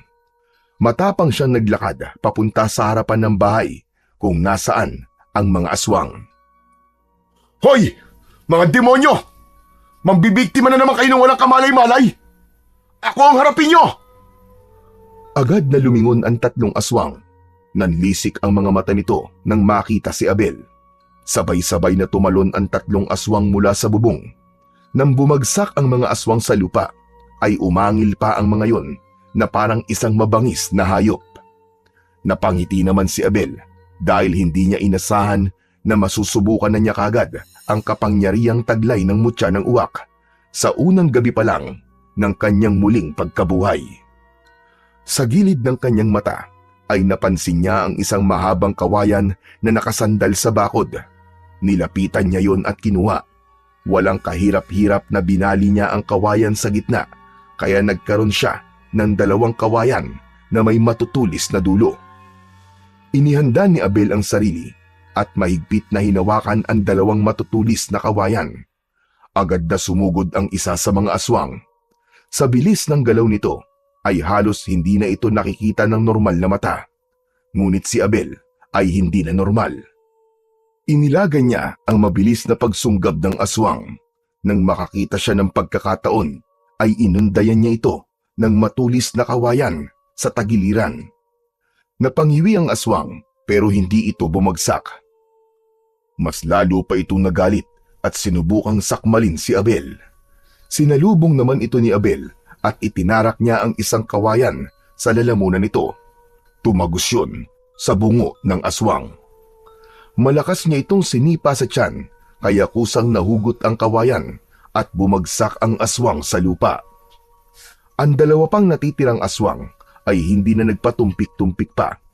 Sabay na umatake ang mga yon sa magkaibang direksyon. Umatras si Abel ng ilang hakbang at iniwasan ang matatalas na kuko ng 2 aswang. Isang aswang ang sumunggab sa kanya, pero bago pa man ito makalapit sa kanya, ay isinaksak niya ang kawayan sa mata nito. Napasigaw ang aswang at nagwawala. Mabilis na ibinaon ni Abel ang isa pang kawayan sa bunganga ng aswang na agad nitong ikinasawi. Mas lalo nanlisik ang mga mata ng natitirang aswang. Sa isang iglap, naglahong parang anino ang aswang. Luminga sa paligid si Abel at pinakiramdaman niya ang hangin hanggang sa naramdaman niya ang isang presensya sa itaas niya. Sa pagtingala niya ay nakita niya ang aswang sa itaas at pasugod sa kanya. Pinaikot ni Abel ang 2 kawayan habang hawak niya ang mga yun. Inabangan niya ang pag-atake ng aswang at sinalubong niya ito gamit ang 2 matulis na kawayan. Bumaon ang isa sa dibdib ng aswang habang ang isa naman ay sa tiyan nito. Buong gigil na inihampas ni Abel ang aswang sa lupa. Nangisay ito pero agad ding binawian ng hininga. Napangisi si Abel. Hindi siya makapaniwala na 3 aswang ang napatumba niya ng gabing yun nang hindi man lang siya nagagalusan. Hanggang isang ideya ang naisip niya. Kinaladkad niya ang bangkay ng 3 aswang. Inilagay niya ang mga yon sa gitna ng kalsada. Lumuhod siya sa isa sa mga aswang at idinampi niya ang kanyang daliri sa malagkit na dugo nito. At gamit ang dugo ng aswang ay isinulat niya sa kalsada ang mga katagang, "Ikaw na ang susunod, Gaspar." Matapos yon ay tumalikod na si Abel at naglakad palayo. Matalim ang mga mata niya at wala na siyang ibang nais kundi ang pabagsakin si Gaspar kasama ang lahat ng alagad nito. Madilim pa rin ang paligid nang makabalik sa sementeryo si Abel. Ngunit ang araw sa silangan ay nakasilip na. Bawat lapida na kanyang nadadaanan ay tinitignan niya ang pangalan. Hanggang sa nakita na niya ang libingan ni Elisa. Pakiramdam niya ay kinapos siya ng hininga nang makita ang pangalan ni Elisa sa lapida. Hindi pa rin siya makapaniwala na patay na ang kanyang nobya na nais niya sanang makasama habang buhay. Lumuhod si Abel sa harapan ng libingan ni Elisa. Nanginginig ang kamay niya nang haplusin niya ang malamig na lapida. Sumikip ang kanyang dibdib. Hindi niya napigilan ang pag-agos ng kanyang luha. Nanghina ang kanyang katawan at napayuko siya habang humahagulgol. Elisa, patawarin mo ko, Elisa. Kung wala akong nagawa para iligtas ka. Pero pinapangako ko sa iyo na hindi ito matatapos ng ganito. Mananagot ang lahat na may kagagawan sa pagkamatay mo. Uubusin ko ang mga aswang sa baryo natin. Sisiguraduhin kong si Gaspar ang susunod na maililibing dito. Tumayo si Abel at inilabas niya ang kanyang galit sa pamamagitan ng napakalakas na pagsigaw. Mula sa kung saan-saan ay dumating ang napakaraming uwak at lumipad ang mga yon sa paligid ni Abel. Ang buong simenteryo ay napuno ng anino ng mga uwak. Sabay-sabay na humuni ang mga yon na tila ba nakikisimpatya sa pagluluksa at puot ni Abel ng sandaling yon. Nang tuluyan ng sumikat ang araw, ay nagtungo muli si Abel sa kanilang baryo. Sa paglalakad niya, ay nakita niya sa harapan ng isang bahay ang isang itim na jacket na may hood. Kinuha niya yon at isinuot upang walang makakilala sa kanya. Sa isa pang bahay ay may nakita siyang itak na alam niyang magagamit niya sa pakikipaglaban. Kaya kahit alam niyang mali ang magnakaw, ay kinuha niya rin yun at isinabit sa kanyang bewang. Sa pagdating ni Abel sa sentro ng baryo, ay nakita niyang nagtitipon ang mga tao. Sa harapan ng mga tao ay nakatayo si Gaspar, na galit na galit. Nasa paanan nito ang 3 aswang na pinatay ni Abel kagabi. Napangisi siya dahil alam niyang nakita na ni Gaspar ang nakasulat sa kalsada. Sino? Sino ang may lakas ng loob na gawin ito sa aking mga alagad? Lumingon-lingon si Gaspar sa mga taong naroon. Walang sumagot. Tanging takot lamang ang makikita sa mga mata ng mga tao. Ang ilan ay napapayuko. Nagtago sa likod ng isang matandang puno si Abel. Mataman niyang pinagmasdan si Gaspar. Alam kong naririnig mo ko. Kung sino ka mang hayop ka. Napakalakas ng loob mong pagbantaan ako. Sa tingin mo ba, kaya mo akong patayin? Walang makakatalo sa akin! Maya-maya pa ay bumakas ang isang malademonyong ngiti sa labi ni Gaspar. Masyado ko nang pinatatagal ang paghihiganti kong ito sa baryong ito. Kaya't mamayang gabi, sisiguraduhin kong lahat kayo ay mamamatay na. Bago sumikat ang araw, walang nang matitirang buhay na tao sa baryong ito at paghaharian ko na ang lugar na ito. Napakuyom ang kamao ni Abel. Nag-alab ang galit sa kanyang puso. Muli niyang hinawakan ng itak sa kanyang bewang. Masahol ka pa sa demonyo, Gaspar. Hindi ang mga tao mauubos dito, kundi ikaw at ang lahat ng mga alagad mong aswang. Isinusumpa ko yan. Papatayin ko kayong lahat. Matalim ang tingin ni Abel kay Gaspar. Alam niyang hindi pa yon ang tamang oras para lumantad siya. Pero mamayang gabi, hindi siya papayag na magtagumpay si Gaspar sa plano nitong patayin ang lahat ng tao sa kanilang baryo. Kaya bago pa may makakita kay Abel, ay mabilis siyang umalis sa kanyang pinagtataguan at naglakad na palayo. Hindi mapakali si Abel habang naglalakad. Alam niyang hindi siya maaaring manatili roon dahil masyadong maraming mata ang maaaring makakita sa kanya. Kailangan niya na mapagtataguan, isang lugar na tiyak niyang walang pupuntang tao. Biglang sumagi sa isip niya ang sementeryo. Mabilis siyang naglakad patungo roon. Nang makarating siya sa sementeryo, agad niyang napansin ang isang figurang nakatayo sa harapan ng puntod niya. Yun ay walang iba kundi si Abraham, ang kanyang ama. Nakayuko ito sa harap ng puntod ni Abel. May hawak itong kandila at hindi ito makapaniwala na wala na ang bangkay ni Abel sa libingan nito. Sa hindi inaasahang pagkakataon ay luminga si Abraham sa paligid at nagtagpo ang kanilang mga mata. Nanigas ang buong katawan ni Abel. Mabilis na tumalikod si Abel. Naglakad siya ng mabilis, palayo, bago pa siya maabutan ng kanyang ama. Abel? Abel, anak! Ikaw ba yan? Abel! Lalo pang binilisan ni Abel ang kanyang paglalakad at halos tumakbo na siya palayo, pero naabutan siya ni Abraham. Mahigpit siya nitong hinawakan sa braso. Wala nang nagawa si Abel kundi anlingunin ang kanyang ama at bumakas sa mukha ni Abraham ang matinding pagkalito. Habang tinitignan nito ang mukha niya, ay napaluha ito. Diyos ko! Diyos ko, Abel! Buhay ka, anak! Buhay ka! Hinawakan ni Abraham sa muka at braso si Abel na para bang sinisiguro nitong totoo siya. Paano nabuhay ka, anak? Diyos ko! Isa ba tong himala? Hindi niyo na po kailangan malaman kung paano po ako nabuhay, Papa. Wala na akong oras. Kailangan kong tapusin si Gaspar at ang mga alagad niya. Yun lang po ang dahilan kung bakit ako bumangon muli sa aking hukay. Ano ba't sinasabi mo, anak? Hindi na kita hahayaan sa sinasabi mo. Pinatay ka ng mga aswang na yon at hindi na ako papayag na muling maulit yun. Hanggang ngayon ba naman ipipigilan niyo pa rin ako sa gusto kong gawin? Gusto lang kitang protektahan, anak. Hindi na ako ang dating anak niyo. Isipin niyo na lang na hindi niyo ako nakita. Panatilihin mo na lang sa isip mo. Napatay na ako.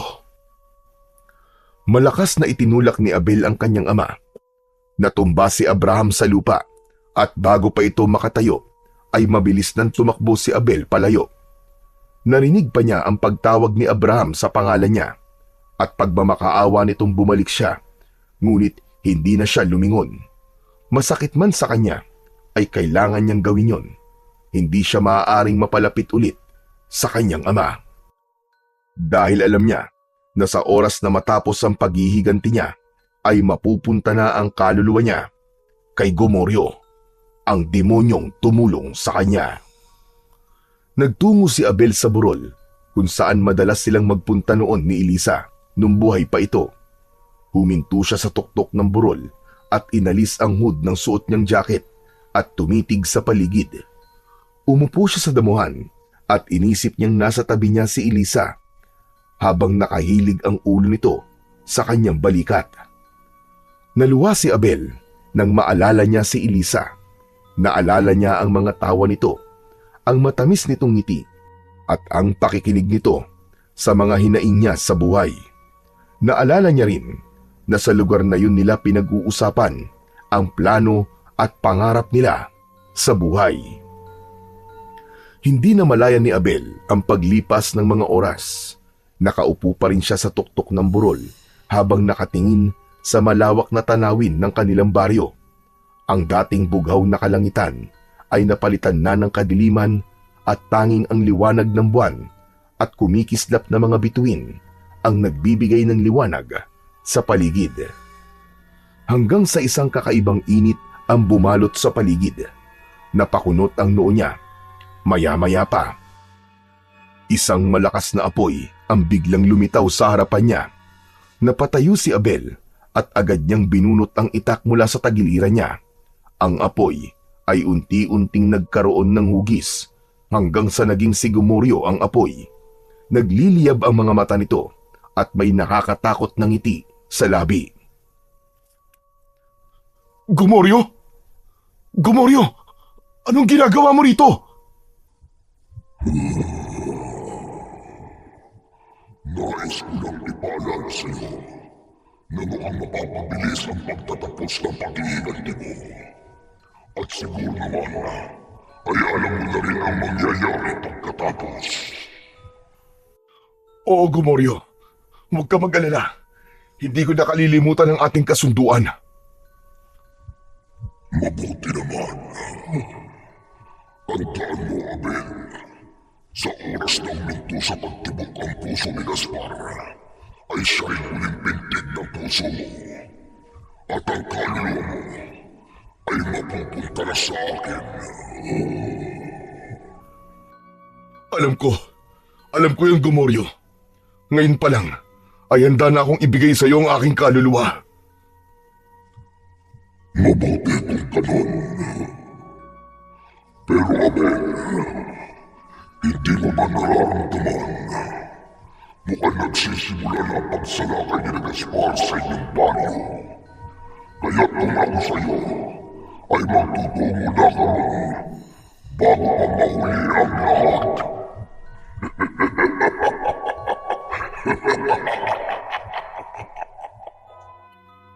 Narinig ni Abel ang malakas na paghalakhak ni Gomoryo at sa isang iglap ay bumalik na sa pagiging apoy si Gomoryo at mabilis din itong naglaho. Napatingala si Abel Nang makita niya ang pagdating ng napakaraming uwak, lumipad ang mga yon sa itaas niya. Naramdaman niya na may sinasabi sa kanya ang mga uwak. Sinasabi ng mga yon na kailangan na niyang magtungo sa kanilang baryo. Hindi na nga nagsayang ng sandali si Abel. Isinuksok niyang muli ang itak sa kaluban at malalaki ang mga hakbang na bumaba ng burol upang magtungo sa kanilang baryo. Mabilis ang pagtakbo ni Abel. Dama niya ang matinding galit na bumabalot sa kanyang puso. Nang makarating siya sa kanilang baryo, ay sumalubong sa kanya ang nakakakilabot na tanawin. Ang buong baryo ay nilamon ng kaguluhan. Sa bawat sulok ay may mga aswang na umaatake sa mga inosenteng tao. Ang ilan sa mga aswang ay sapilitang pumapasok sa mga bahay. Ngunit nang hanapin niya si Gaspar, ay hindi niya ito nakita. Sa gitna ng matinding takot at sigawan, ay may iilang kalalakihan na sumubok lumaban gamit ang mga itak at sibat. Pero walang laban ang mga ito sa bilis at lakas ng mga aswang.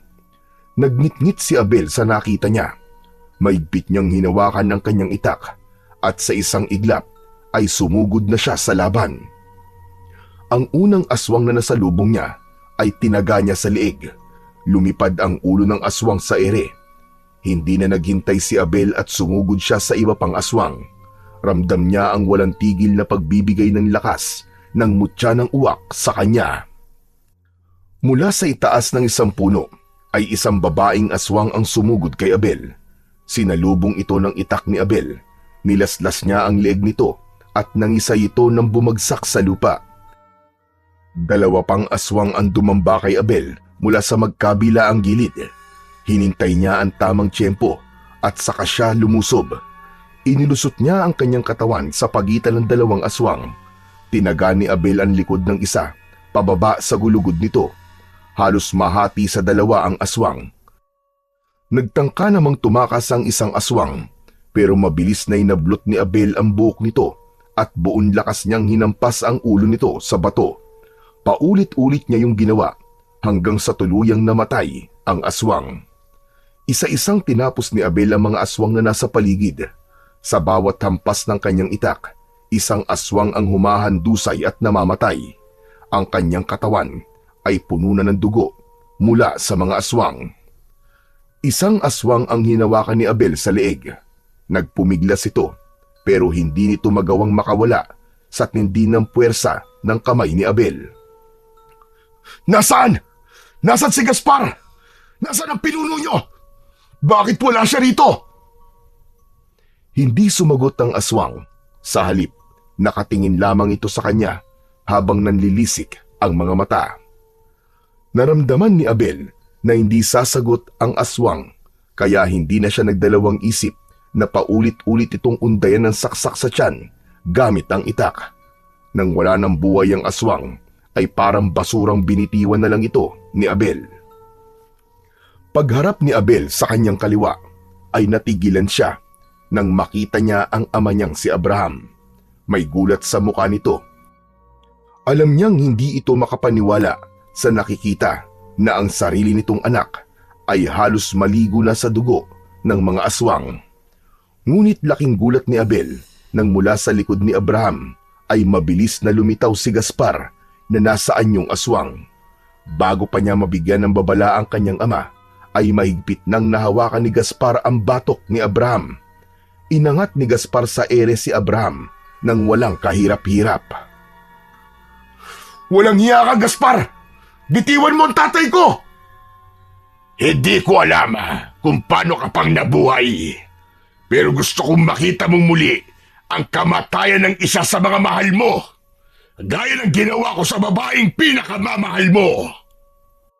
Kumulo ang dugo ni Abel dahil sa sobrang galit. Hinawakan niya ng mas maigpit ang kanyang itak. Anumang sandali ay handa na siyang sumugod kay Gaspar. Ngunit inisip niya ang buhay ng kanyang ama. Hanggang sa biglang may dumating na napakaraming uwak. Sumugod ang mga yon kay Gaspar. Walang tigil na tinuka ng mga uwak si Gaspar sa iba't ibang parte ng katawan nito hanggang sa nabitiwan nito ang ama niyang si Abraham. Papa! Papatumakas na kayo rito! Bilisan nyo! Hindi na nagdalawang isip pa si Abraham at agad itong lumayo kay Gaspar. Patuloy ang pag-atake ng mga uwak kay Gaspar. Napapaatras ito at panay ang taboy sa mga uwak. Naisip ni Abel na yun na ang kanyang pagkakataon para tapusin na si Gaspar. Mabilis siyang sumugod dito. Buong puwersa niyang itinarak ang itak sa sikmura ni Gaspar. Isang nakakabinging sigaw ang pinakawalan ng pinuno ng mga aswang. Doon na nilubayan ng mga uwak si Gaspar na para bang alam na ng mga yon na si Abel ang dapat tumapos sa buhay ng pinuno ng mga aswang. Sa wakas hayop ka. Nagkaharap din tayo, Gaspar. Hinding-hindi ko makakalimutan ang ginawa mo kay Elisa. Akala mo ba ay kaya mo kong patayin? Ibabalik kita sa libingan na pinanggalingan mo! Biglang nawala si Gaspar sa harapan ni Abel at bago pa makagalaw si Abel ay naramdaman niya ang pagbaon ng matutulis na kuko ni Gaspar sa kanyang tagiliran. Sunod ay dumapo ang malakas na suntok sa panga ni Abel. Sa sobrang bilis ni Gaspar ay halos hindi niya na ito nakikita. Napaatras si Abel at natumba siya sa lupa. Pakiramdam niya ay umiikot ang kanyang paningin. Nalasahan niya ang sarili niyang dugo. Narinig niya ang halakhak ni Gaspar sa harapan niya. Hindi mo ko kayang talunin. Napakahina mo pa rin. Ngunit bago pa makalapit muli si Gaspar, napansin itong unti-unting nagsasara ang sugat sa tagiliran ni Abel. Naghilom ng kusa ang malalim na sugat. Nanlaki ang mga mata ni Gaspar sa labis na gulat. Teka, paano nangyari yun? Anong klase kang halimaw? Ako ang halimaw. Natatapos sa buhay mo. Dahan-dahang tumayo si Abel. Puno ng dugo ang kanyang katawan. Pero ang sugat na ibinigay ni Gaspar ay naglaho na. Napangiti siya at tinapunan ng matalim na tingin si Gaspar. At sa isang iglap, muling sumugod si Abel kay Gaspar at sa pagkakataong yun ay handa na siyang tapusin ang laban. Sa pagkakataon na yon ay si Abel naman ang nagpakita kay Gaspar ng kanyang bilis. Halos hindi na siya nakita ni Gaspar kaya hindi nito nagawang iwasan ang pagsaksak niya sa tagiliran nito. Napangiwi si Gaspar ngunit hindi ito bumagsak. Sa halip, sinubukan itong agawin ang itak ni Abel. Ngunit isang malakas na sipa sa dibdib nito mula kay Abel ang nagpatumba dito. Katapusan mo na, Gaspar! Muling umatake si Abel. Tinaga niya ang braso ni Gaspar at sinundan niya kagad yun ng saksak sa dibdib. Napaatras si Gaspar. Habol nito ang paghinga at ramdam ni Abel ang panghihina nito. Hindi mo ko matatalo. Hindi ang kagaya mo ang papatay sa akin. Hindi na ito pinakinggan ni Abel. Muli siyang sumugod at nang malapit na siya kay Gaspar, ay lumuhod siya at nagpaduos-dos sa lupa. Buong puwersa niyang sinaksak ang tuhod ni Gaspar, kaya naman napaluhod ito.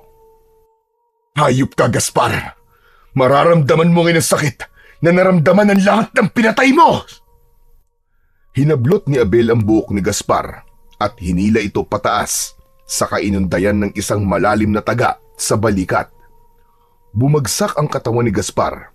Nangisa ito, ngunit hindi pa rin tuluyang bumigay ang pinuno ng mga aswang. Ang paghinga ni Gaspar ay mabilis at paputol-putol. Tumayo si Abel sa tabi ng nakalugmok na si Gaspar. Halos hindi na ito makagalaw sa tindi ng mga sugat nitong tinamo. Dahan-dahang tumingin ng matalim si Abel, pababa sa aswang na naging dahilan ng pagkawala ng pinakamamahal niyang nobya. Ano, Gaspar? Anong pakiramdam nang wala ka ng kalaban-laban? Ganyan din ang naramdaman namin ni Elisa nung walang awa mo kaming pinatay. Lumuhod si Abel sa harapan ni Gaspar at inilapit niya ang kanyang muka sa muka nito. Nakita niya ang takot sa mga mata ng dating malupit na pinuno ng mga aswang. Hindi sa lahat ng pagkakataon, ikaw ang panalo, Gaspar. At malas mo dahil ngayon, natalo ka at wala ka ng pagkakataong bumawi pa. Buong puwersang tinaga ni Abel ang dibdib ni Gaspar. Sunod na bumaon ang talim ng itak sa leeg nito. Halos malunod na si Gaspar sa sarili nitong dugo, pero para kay Abel ay kulang pa rin yun. Malakas na sumigaw si Abel at paulit-ulit nitong tinaga sa leeg si Gaspar hanggang sa tuluyang humiwalay ang ulo ng aswang sa sarili nitong katawan. Hinawakan ni Abel ang ulo ni Gaspar. Tumayo siya. Itinaas niya yon habang patuloy siya sa pagsigaw. Ang ibang aswang na nakasaksi sa sinapit ni Gaspar ay natigilan saka nagsimulang tumakbo palayo. Ngunit hinabol ng mga uwak ang mga tumatakas na alagad ni Gaspar. Alam ni Abel na ang mga uwak na ang bahala sa mga aswang na yon na maghatid sa kamatayan ng mga ito. Abel? Abel, anak? Natigilan si Abel nang marinig ang boses ng kanyang ama. Mabilis siyang lumingon sa likod at nakita niya si Abraham na naglalakad papalapit sa kanya habang ito ay lumuluha. Binitiwan ni Abel ang pugot na ulo ni Gaspar. Hindi na umiwas si Abel nang yakapin siya ng kanyang ama. Tapos na, anak. Tapos na ang lahat. Salamat dahil iniligtas mo kami. Ipinagmamalaki kita, anak. Hindi na napigilan ni Abel ang mapaluha. Yumakap na rin siya sa kanyang ama hanggang sa nang mapatingin siya sa likod ni Abraham ay nang hilakbot siya nang makita niya si Gomoryo. May nakakatakot na ngiti sa labi nito. Napahigpit ang hawak ni Abel sa kanyang ama. Alam niya na dahil napatay na niya si Gaspar ay kailangan niya ng sumama kay Gomoryo. Ang akala niya ay magiging madali yun, pero nang sandaling yun ay ayaw niya nang mamatay ulit dahil gusto pa niyang makasama ang kanyang ama. Naramdaman ni Abel ang pagbagal ng pagtibok ng kanyang puso hanggang sa hindi na siya makahinga. Ang kanyang puso ay bumagal para bang may humihigop sa kanyang lakas. Nanikip ang dibdib niya na parang may matutulis na bagay na bumabaon sa kanyang puso. Nanlabo ang kanyang paningin at bago pa siya makapagpaalam sa tatay niya ay bumagsak na siya sa lupa nang walang buhay. Sa pagbalik ng ulirat ni Abel ay nasa mundo na siya ni Gomoryo. Sa pagtayo niya ay agad niyang nakita si Gomoryo na nakatayo sa kanyang harapan. May malaking ngisi sa labi nito habang nakatingin sa kanya. Gomoryo, hindi mo man lang ako binigyan ng oras para makapagpaalam sa tatay ko. Kahit sana yun lang ay binigay mo na sa akin. Isang malalim at malakas na halakhak ang pinakawalan ni Gomoryo. Hindi ako nakikipagbiruan sa iyo, Gomoryo! Kaya wag mo akong tawa ng demonyo ka! Akala ko ba ay galit ka sa tatay mo? Bakit kailangan mo pang magpaalam sa kanya? Noon yun, Gomoryo. Noon yun. Pero nang mamatay ako at nakita kong paano naglusa ang tatay ko, ay doon ko napagtanto na hindi niya ginusto nangyari sa nanay ko at mahal na mahal niya ako. Ginawa niya lang ang lahat para mailigtas ako kasi ganun niya ako kamahal.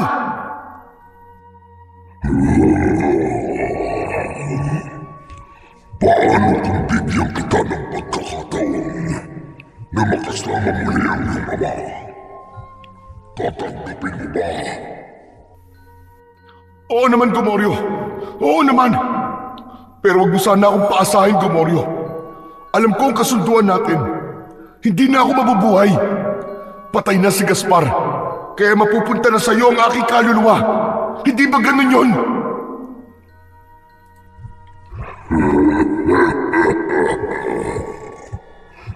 Paano kung sabihin ko sa iyo na may isang kaluluwa na nagsakripisyo para sa iyo? Para ang kaluluwa din na lang ang kukunin ko, imbis na sa iyo.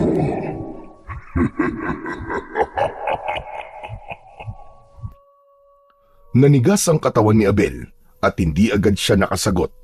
Pinilit niyang unawain ang sinabi ni Gomoryo, ngunit wala siyang nakuwang sagot. Teka, naguguluhan ako, Gomoryo. Anong ibig mo sabihin? Ngumiti si Gomoryo, ngunit hindi na ito nagsalita. Mula sa likuran ng demonyo ay lumabas ang isang babae. Nanlaki ang mga mata ni Abel nang mapagtanto niya na si Elisa ang babaeng yon.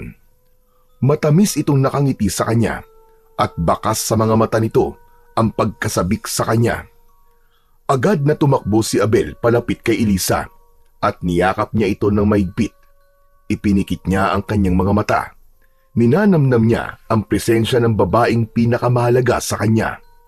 Hindi niya akalain na darating pa ang tagpong yon matapos niyang makita na mamatay ito sa mismong harapan niya. Ngunit ang kasiyahan sa puso ni Abel ay naglaho ng isang bagay ang kanyang napagtanto. Kumalas siya sa pagkakayakap kay Elisa at kinakabahan itong tinignan. Elisa? Elisa, wag mo sabihin na ikaw ang kaluluwang nagsakripisyo para mabuhay akong uli. Oo, Abel. Ako nga ang kaluluwang tinutukoy ni Gomoryo. Hindi. Hindi ako papayag, Elisa.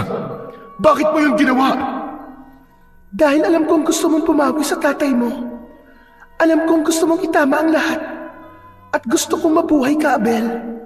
Gusto kong ipagpatuloy mo ang buhay mo na kahit wala ako sa tabi mo, ay gusto kong maging masaya ka pa rin. Teka. Hindi naman ako papayag na mapunta ka sa isang demonyo. Mas mabuti pang ako na lang ang kunin niya. Huwag mo na akong pigilan, Abel. Ito ang desisyon ko. Ginawa ko to dahil mahal na mahal kita. Mahal na mahal din kita, Elisa. Pakiusap. Huwag mong gawin ito. Mahal na mahal kita, Abel. Mananatili ka sa puso ko kahit dito sa kabilang buhay. Maraming salamat sa lahat. Nanlaki ang mga mata ni Abel nang makita niyang hinawakan ni Gomoryo ang isang kamay ni Elisa. Mabilis na kumilos si Abel upang agawin si Elisa sa demonyo, ngunit hindi niya magawang igalaw ang kahit na anong parte ng katawan niya, para bang may hindi nakikitang kadena na pumipigil sa kanya. Nakatingin lang si Elisa kay Abel at kahit na konting pagsisisi ay walang nakita si Abel sa kanyang nobya, hanggang sa marahan ng lumayo si Elisa at Gomoryo kay Abel. Unti-unting nilamon ang dalawa ng kadiliman. Dahan-dahan silang lumayo ni Gomoryo.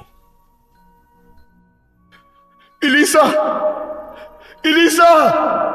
Huwag kang umalis, Elisa! Pakiusap, bumalik ka! Walang nakuwang sagot si Abel. Napuno ng sigaw niya ang lugar na yon. Hindi nagtagal ay naramdaman niya ang isang malakas na puwersang humigop sa kanya. Pakiramdam niya ay nasa loob siya ng isang ipo-ipo, hanggang sa tuluyang nagdilim ang paningin ni Abel. Hindi nagtagal ay muling nagising si Abel. Marahan niyang iminulat ang kanyang mga mata. Ang una niyang nakita ay ang mukha ng kanyang amang si Abraham na lumuluha. Naramdaman niya na nakahiga siya sa lupa habang nakayakap sa kanya si Abraham. Nang makita ng tatay niya na nakabukas ang kanyang mga mata, ay nagliwanag ang mukha nito. Anak! Diyos ko, buhay ka! Akala ko'y wala ka na, anak! Salamat sa Diyos! Salamat po, Panginoon! Napuno ng matinding lungkot ang puso ni Abel nang maalala ang sakripisyong ginawa ni Elisa para sa kanya. Hanggang sa kabilang buhay ay ipinaramdam pa rin ito sa kanya kung gaano siya nito kamahal. Muling tumingin si Abel sa mukha ni Abraham at napahawak siya sa braso nito. Papa, patawarin niyo po ako sa lahat ng hindi magandang bagay na nagawa ko sa inyo noon. Sorry po kung ikaw ang sinisisi ko sa pagkamatay ni Mama. Ngayon, Papa, naiintindihan ko na po ang lahat. Patawarin niyo po ako. Anak, kalimutan na natin ang lahat ng yun. Magsisimula ulit tayo. Magsisimula ulit tayo ng panibagong buhay. Hinawakan nito ang magkabilaang balikat ni Abel at marahang tinapik ang mga yon. Hindi na napigilan ni Abel ang kanyang luha. Sa unang pagkakataon, naramdaman niya ang tunay na kapayapaan sa kanyang puso matapos niyang humingi ng tawad sa kanyang ama. Maingat na inalalayan ni Abraham si Abel para makatayo.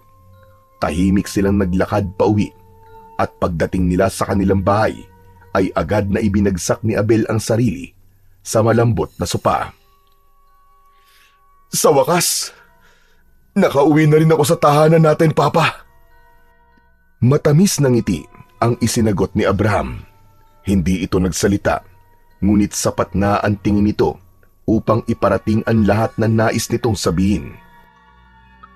Alam ni Abel na yun na ang simula ng panibago nilang buhay, hindi lamang para sa kanilang mag-ama, kundi para na rin sa buong baryo, dahil patay na si Gaspar.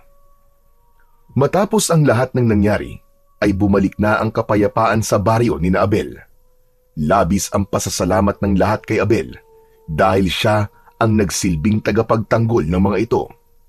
Ipinaalam din ni Abel sa kanyang ama ang lahat ng nangyari at kung paano siyang nabuhay muli.